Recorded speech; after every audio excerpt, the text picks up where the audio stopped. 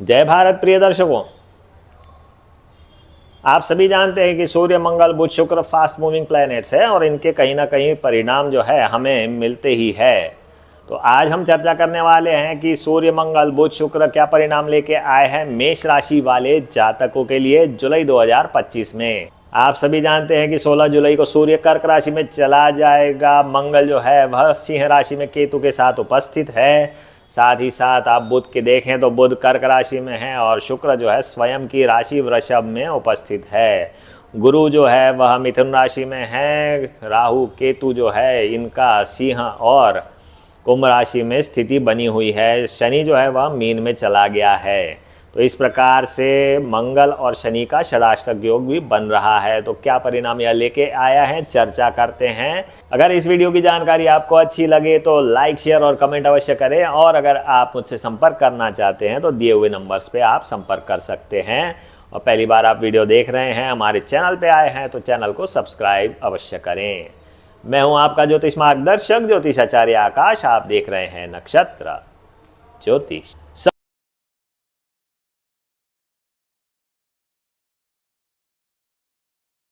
सर्वप्रथम चर्चा करते हैं कि सूर्य जो आत्मा का कारक है, आपकी आंखों का कारक है, आपके पिता का कारक है और सरकार का कारक है, तो क्या परिणाम यह लेके आया है। सूर्य जो है वह पंचम भाव का स्वामी हो जाता है और 16 जुलाई से पहले यह मिथुन राशि में रहेगा। तो इस प्रकार से इसने एक्टिवेट कर दिए थर्ड हाउस और फिफ्थ हाउस। अब थर्ड हाउस में सूर्य बलवान माना जाता है, तो आपका पराक्रम अच्छा रहेगा, आपको नेम एंड फेम मिलने वाली है। आप जो भी कार्य करेंगे उसमें सफलता मिलने के चांसेस बहुत ज़्यादा रहेंगे। साथ ही साथ संतान के लिए भी बहुत अच्छा समय माना जाएगा। वैवाहिक जीवन के लिए भी अच्छा समय माना जाएगा। नौकरी के विषय में किसी प्रकार के परिवर्तन यह लेके आ सकता है। और अगर स्थान परिवर्तन की आप कोशिश कर रहे हैं तो बिल्कुल स्थान परिवर्तन भी हो सकता है। नौकरी के विषय में देखा जाए तो आपके लिए अच्छे ही रिजल्ट देने वाला है। बॉस के साथ आपके अच्छे संबंध रहेंगे। सहयोगियों के साथ भी अच्छे संबंध बने रहेंगे। व्यापार में विस्तार होने की संभावनाएं यह दर्शाता है। तो ओवरऑल सूर्य के अच्छे ही परिणाम आपको मिलने वाले हैं। अब हम चर्चा करेंगे 16 जुलाई को जब यह कर्क राशि में चला जाएगा तो क्या रिजल्ट लेके आया है। अब 16 जुलाई को यह कर्क राशि में चला गया तो इसने एक्टिवेट कर दिए फोर्थ हाउस और यह स्वामी हो जाता है पंचम भाव का। तो फोर्थ हाउस ज़्यादा एक्टिवेटेड है तो शिक्षा में आपका मन लगेगा, पढ़ाई में आप अच्छी सफलता अर्जित करेंगे। सूर्य एक पाप ग्रह है और जिस स्थान में वह बैठता है तो वहाँ से कहीं ना कहीं दूर करता ही है या विच्छेद करता है, परंतु फिर भी फोर्थ हाउस एजुकेशन का है, वहाँ आपको सफलता मिलने के चांसेस बढ़ा देगा। वैवाहिक जीवन के लिए कुछ खास रिजल्ट नहीं दे रहा। प्रेम प्रसंगों के लिए भी फोर्थ हाउस जो है वह निगेट करने वाला भाव माना जाता है। नौकरी के विषय में देखा जाए तो यथास्थिति बनी रहने वाली है। व्यापार में कुछ विस्तार होने की संभावनाएं यह दर्शाता है, या व्यापार आप अच्छी तरीके से करेंगे जिसमें आपका मन बना रहेगा। तो यह तो थे सूर्य के परिणाम। अब हम चर्चा करने वाले हैं कि मंगल क्या परिणाम लेके आया है मेष राशि वाले जातकों के लिए। मंगल जो है वह स्वामी हो जाता है प्रथम भाव का और अष्टम भाव का और यह विराजमान है वर्तमान में सिंह राशि में केतु के साथ। यानी कि आपको पेट की दिक्कत तो देने वाला है, साथ ही साथ कहीं ना कहीं सर्जरी की संभावनाएं भी यह बढ़ा देगा।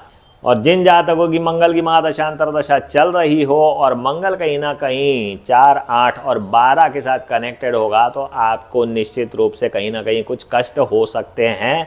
हॉस्पिटलाइजेशन हो सकता है, सर्जरी हो सकती है, हर्निया का ऑपरेशन हो सकता है, अपेंडिक्स का ऑपरेशन हो सकता है। तो थोड़ा ध्यान रखें। और अगर आपको कष्ट ज़्यादा मिल रहे हैं तो 11 मुखी रुद्राक्ष आप धारण अवश्य करें, उससे बिल्कुल लाभ होगा। बजरंग बली के मंदिर आप जाएं और गुड़ चने का प्रसाद भी चढ़ाएं तो ज़्यादा अच्छे फल आपको मिल सकते हैं। हनुमान चालीसा का पाठ करेंगे तो वह भी बहुत अच्छे रिजल्ट देता है। अब मंगल की बात करें तो मंगल पंचम भाव को एक्टिवेट कर दिया और फर्स्ट और 8 को भी एक्टिवेट कर दिया। तो आपकी बदनामी हो सकती है लव अफेयर्स के कारण, या आप कहीं ना कहीं किसी फ्रॉड में फंस सकते हैं। तो कृपया थोड़ा ध्यान रखें। आपको फाइन भरने की आवश्यकता पड़ सकती है, पुलिस के साथ विवाद हो सकते हैं या कहीं ना कहीं प्रकरण होने की भी संभावना यह दर्शाता है। ओवरऑल विवाह के लिए कुछ खास रिजल्ट यह नहीं देगा। और साथ ही साथ प्रेम प्रसंगों में तो मैं बता चुका हूँ कि विवाद हो सकते हैं। तो मंगल प्लस और माइनस दोनों टाइप के रिजल्ट देने वाला है। आप अगर स्पोर्ट्स में हैं तो यह रिज़ल्ट अच्छे देगा ज़्यादातर। और आप एडवेंचरस एक्टिविटी करते हैं तो उसमें भी ये अच्छे रिजल्ट देने की संभावनाएं दर्शाता है। तो यह तो थे मंगल के परिणाम। अब हम चर्चा करेंगे बुध क्या परिणाम लेके आया है। बुध वर्तमान में कर्क राशि में स्थित है और यह तृतीय भाव और छठवें भाव का स्वामी हो जाता है। तो इस प्रकार से इसने एक्टिवेट कर दिए 4, 3 और 6 हाउसेस। तो आपको छाती में कफ जमने की बिल्कुल शिकायत हो सकती है, एलर्जी की संभावनाएं हो सकती है, छाती के या रेस्पिरेटरी रोग होने की संभावनाएं यह दर्शाता है।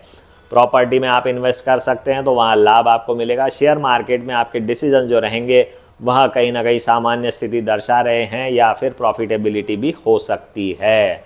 पढ़ाई में आपका मन लगेगा, लेखन में आपका मन लगेगा, मैथ्स में भी आपका मन अच्छे से लगने वाला है। वैवाहिक जीवन के प्रति थोड़ी सी उदासीनता रहेगी अगर आपकी बुध की महादशा या अंतरदशा चल रही हो तो। आपको दूसरी एक्टिविटीज़ जो रहती है जैसे चेस खेलना या फिर आप चेकर्स खेलना चाहते हैं तो उसमें भी आप अच्छे रिजल्ट आपको मिलेंगे, उसमें आपका मन लगा रहेगा। शेयर मार्केट तो मैं कह चुका हूँ कि वो अच्छा ही रिजल्ट देने वाला है। नौकरी के विषय में देखा जाए तो तृतीय और छठवां भाव ठीक ठाक माना जाता है। 4th हाउस यथास्थिति बनाए रखता है, तो बहुत ज़्यादा परिवर्तन की संभावनाएं तो नहीं दर्शा रहा। व्यापार के लिए देखा जाए तो व्यापार के लिए भी सो एंड सो स्थिति यह दर्शा रहा है। पिता के साथ संबंध देखें तो कहीं ना कहीं कुछ परेशानी पिता को हो सकती है, छुटपुट रोग पिता को हो सकते हैं जिसकी वजह से आप परेशान हो सकते हैं। तो यह तो थे बुध के रिजल्ट। अब हम चर्चा करेंगे शुक्र स्वयं की राशि में चला गया तो क्या रिजल्ट देगा। शुक्र वृषभ राशि में ही है और यह द्वितीय भाव का और सप्तम भाव का स्वामी है, तो यह एक्टिवेट कर देगा आपके विवाह योग को। जी हाँ, अगर आपकी मेष राशि है और आपकी शुक्र की महादशा अंतर्दशा चल रही है तो विवाह के योग बिल्कुल दर्शा रहा है।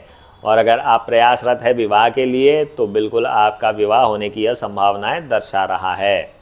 ओवरऑल देखा जाए तो द्वितीय भाव आपके धन परिवार का भी भाव माना जाता है, तो धनार्जन की स्थिति अच्छी रहेगी। व्यापार में भी विस्तार हो सकता है, व्यापार में भी आपकी धनार्जन की स्थिति बहुत बढ़िया रहने वाली है। नौकरी में भी यथास्थिति रहेगी, कुछ खास रिजल्ट नहीं कह सकते परंतु ओवरऑल आपको पॉजिटिव रिजल्ट ही मिलने वाले हैं।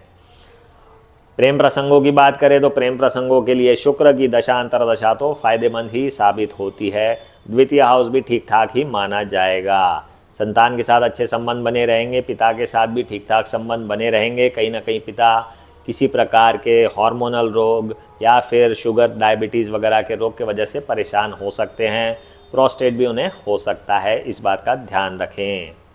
ओवरऑल लग्जरियस लाइफ आपकी रहने वाली है, वैवाहिक जीवन बहुत अच्छा रहने वाला है। पत्नी के ऊपर आप बहुत धन का खर्च करने वाले हैं।